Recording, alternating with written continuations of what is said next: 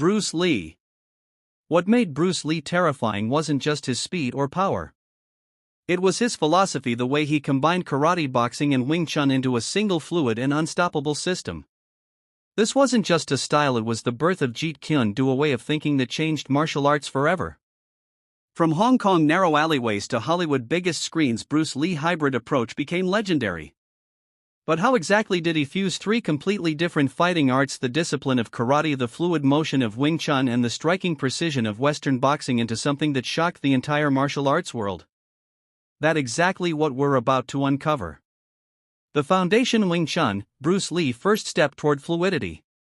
Before Bruce Lee became the global icon we know today, he was a young student under Ip Man training in Wing Chun.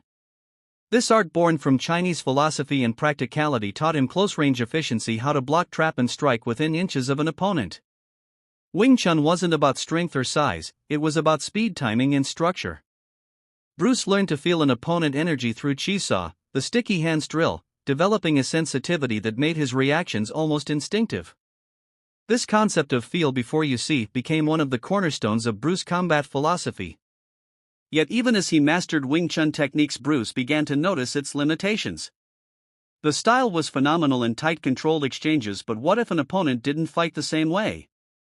What if the distance changed or the fight turned chaotic? This question started burning in his mind, and it would eventually push him to evolve beyond Wing Chun. Bruce didn't reject Wing Chun, he expanded it. He saw it as a base, a root system from which new branches could grow. The structure, the centerline theory, and the economy of motion from Wing Chun stayed with him for life. But he wanted more, a system that adapted to every situation. That search led him next. Bruce began experimenting with karate-style kicks, side kicks, front kicks, and roundhouse kicks, refining them for real-world application. He shortened the chamber, increased the speed, and combined them with boxing rhythm and Wing Chun directness. The result? A kick that could explode from nowhere, precise, fast, and incredibly hard to read. One of Bruce's favorite moves, the side kick, came directly from karate. But when he executed it, it wasn't the same technique anymore. He used the boxing stance for setup, the Wing Chun timing for interception, and the karate mechanics for power. The three systems merged perfectly in that single strike. This synthesis was the essence of Bruce Lee's genius. He didn't see styles as separate. He saw them as tools, each with strengths that could fill the weaknesses of another. Where karate was rigid, boxing was fluid. Where boxing lacked trapping, Wing Chun provided close-range control. Bruce took the best from each and left the rest behind. The creation of Jeet Kune Do, using no way is way.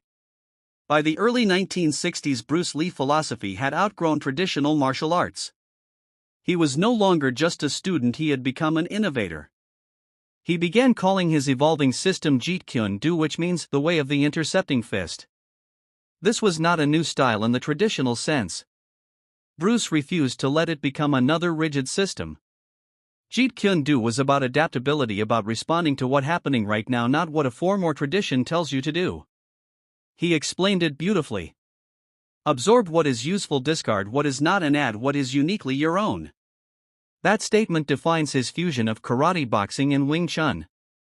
He absorbed the speed and directness of Wing Chun, the footwork and combinations of boxing, and the power and precision of karate. Jeet Kune Do became a living, breathing philosophy, not just about fighting but about freedom. Bruce trained relentlessly, testing every move, every strike, every block. He sparred with boxers' car.